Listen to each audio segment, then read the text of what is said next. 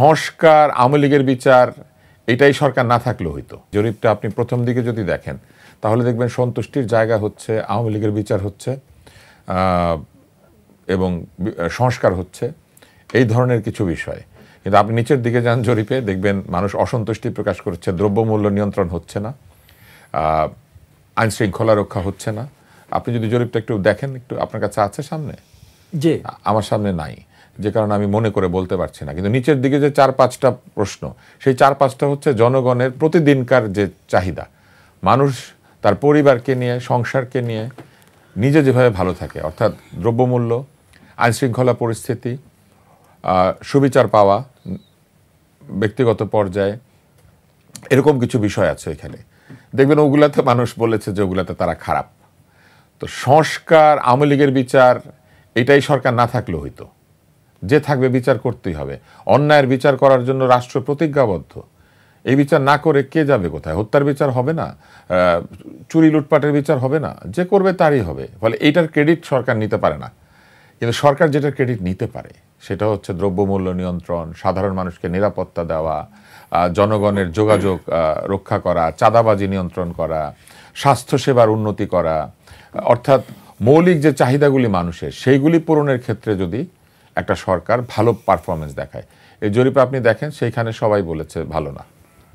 এখন আপনি যদি প্রশ্ন এরকম রাখেন যে আওয়ামী লীগের বিচার হচ্ছে, কি মনে করেন? সবাই তো বলবে ভালো, তাইলে এই জরিপটা 50-50 হয়ে যাবে। কিন্তু এই জরিপের উপরের দিকে যে বিচার, আওয়ামী লীগের প্রশাসনকে ঢেলে সাজানো বলেন, কিংবা এই রাষ্ট্র এবং সংবিধান সংস্কারের কথা বলেন, এগুলি আসলে জনগণের সাথে সরাসরি সম্পৃক্ত কাজ নয়।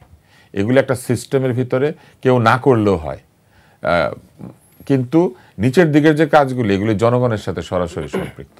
ফলে আমার কাছে মনে হয়েছে যে সরকারের যেটা প্রতিদিনকার দায়িত্ব, সেই দায়িত্ব এই সরকার পালন করতে পারছেন না, যেটা রাজনৈতিক সরকার হলে অনেক ভালোভাবে পারতেন। কারণ মানুষের সঙ্গে তাদের ডিরেক্ট সংযোগ থাকে। একটু আগে আপনি ভোট দিলে বেচতে যাবে কি টিকেটের কথা বলছিলেন না? আমাদের ইসলাম ধর্ম সম্পর্কে আমি একজন সাধারণ মুসলিম হিসেবে যতটুকু জানি, আমি নিশ্চয়ই একজন পাপহীন মানুষ নয়, আমার পাপ রয়েছে, আমার অন্যায় রয়েছে। কিন্তু আমরা যেটা বুঝি সেটা হচ্ছে যে আল্লাহ তাআলা প্রত্যেকের আমলনামা অনুযায়ী তাকে তাকে বিচার করবেন। একজনের ভালো কাজের জন্য আরেকজনের বিচার হবে না, বা একজনের খারাপ কাজের জন্য আরেকজনের বিচার হবে না। তাহলে আমরা কিভাবে সওয়াব বা পুণ্য আরেকজনকে দিতে পারি?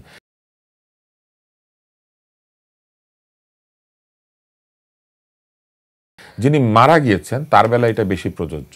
তিনি যদি একটা ভালো কাজ করে রেখে যান, যেটা সাদকায়ে জারিয়া, একটা ভালো গাছ লাগিয়ে গিয়েছেন, একটা পুকুর খনন করে দিয়ে গিয়েছেন, যেটা বহুদিন পর্যন্ত তার মৃত্যুর পরও মানুষের কাজে লাগবে, তাহলে এটা একটা জারি, মানে চলমান সাদকা। এছাড়া কি হতে পারে? তার আত্মীয় স্বজন, বন্ধু বান্ধব কেউ যদি তার জন্য সাদকা করেন, অর্থাৎ একটা ভালো কাজ করে দিয়ে আল্লাহর কাছে প্রার্থনা করেন যে এটার সোয়াব তার কাছে পৌঁছাক। কিন্তু এটা আল্লাহ দিবেন কি দিবেন না, এটা আল্লাহর সিদ্ধান্ত।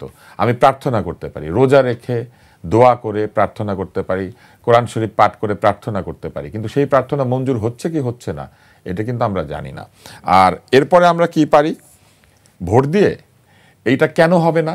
কারণ জীবিত অবস্থায় একজন আরেকজনকে তার আমলনামা যদি দিয়ে দিতে পারতো, তাহলে চোরেরা কি করতো জানেন? চোরেরা 50 জন ভালো লোককে ভাড়া করতো, ভাড়া করে তাদেরকে দিয়ে সব ভালো কাজ করাতো, আর ওদেরকে বলতো যে তোমার সবগুলো আমার দিয়ে দাও, আমি চুরি টুরি করি। এটা হয় না। জীবিত অবস্থায় যার যার কাজের দায়িত্ব তার তার। এখন মনে করেন আমি ভোট দিলাম এবং যাকে ভোট দিলাম সে ভালো কাজ করলো না, তাহলে গুণাগুলা কার কাছে যাবে? আমার কাছে আসবে না, শুধু ভালো কাজগুলোই আসবে।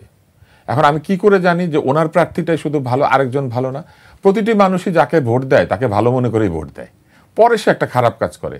তাহলে কি এই ভালো মনে করে ভোট দেওয়ার পরে কোনো খারাপ কাজ করলে সেই গুণাগুলা সব চলে আসবে?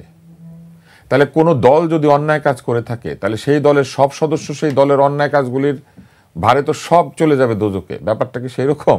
এরকম সরলভাবে ব্যাখ্যা করে সাধারণ মানুষকে ধর্মের বাণী সম্পর্কে বিভ্রান্ত করা হয়।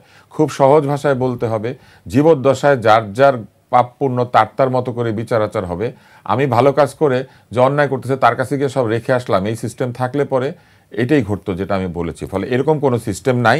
এটা যদি কেউ বলেন তাহলে তাদেরকে এটা ধর্মীয় আলোকে ব্যাখ্যা করতে হবে। বাহলুল পাগলের একটা গল্প ছিল, বিশ্বাসের মূল্য। বাহলুল পাগল বেহেশতের টিকিট বেচত, এবং এই বেহেশতের টিকিট বেচার রীতিটা কোত্থেকে এসেছে জানেন নিশ্চয়ই। একসময় ক্রুসেডে নেওয়ার জন্য পোপ বেহেশতের টিকিট বেচত। হ্যাঁ, পোপও বেহেশতের টিকিট বেচতেন। পোপ বলতেন যে ক্রুসেডে গেলে বেহেশতে জায়গা হবে এবং একদম রীতিমতো সার্টিফিকেট দিতেন। তো এই যে বেহেশতের টিকিট বেচা কিনা, এটা কিন্তু শুধু এই বাংলাদেশের রীতি না, সারা পৃথিবীতে রাজনৈতিক কারণে এবং নানান ধরনের সুবিধা পাওয়ার কারণে বেহেশতের টিকিট বিক্রি হয়। কিন্তু বেহেশতে কে যাবেন এবং যাবেন না, এই পুরো বিষয়টা, এবং সওয়াবকে পাবেন এবং পাবেন না, এই পুরো বিষয়টা মহান আল্লাহ তাআলার বিবেচনাধীন। এইখানে আর কারো বলার সুযোগ নাই যে কে বেহেশতে যাবেন এবং যাবেন না। এবং ইসলামের ইতিহাস অনুযায়ী বেহেশতের সংবাদ পেয়েছেন এইরকম 10টি বা 10 জন রয়েছেন। এর বাইরে আর কেউ পৃথিবীতে থাকা অবস্থায় বেহেশতের সুসংবাদ পান নাই।